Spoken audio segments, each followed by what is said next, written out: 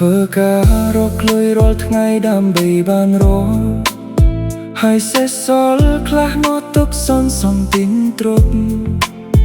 ហត់នឿយឈឺថ្កាត់យ៉ាងណាក៏ខំធ្វើចូលខ្លាចខ្លួនឯងអាភពចាស់ទៅនៅលំបាកតែថ្ងៃនេះគិតជុះគិតឡើងដូចចង់ឈប់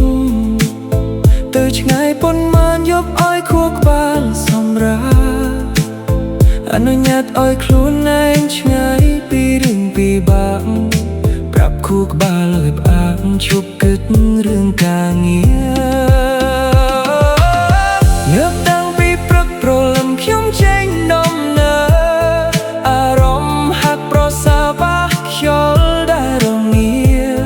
តាមផ្លូវសែនស្ងប់ស្ងាត់មិនសូវមាននោះណា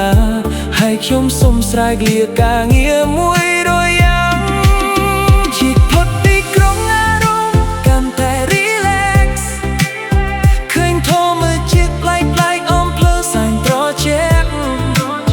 វាស្រែស្រើព្រៃភ្នំតាមផ្លូវឡើងបន្តាំងពេលវេលានេះហាក់ស្គាល់ជីវិតមានន័យ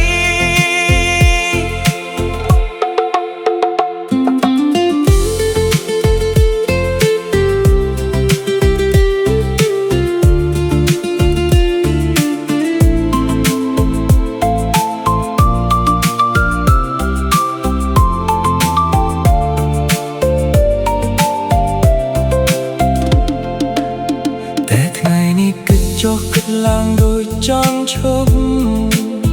ទៅឆ្ងាយប៉ុន្មានយប់ឲ្យខួរក្បាលសម្រាប់អនុញ្ញាតឲ្យខ្លួនឯងឆ្ងាយពីរឿងពិបាកប្រាប់ខួរក្បាលឲ្យផ្អាកឈប់គិតរឿងការងារ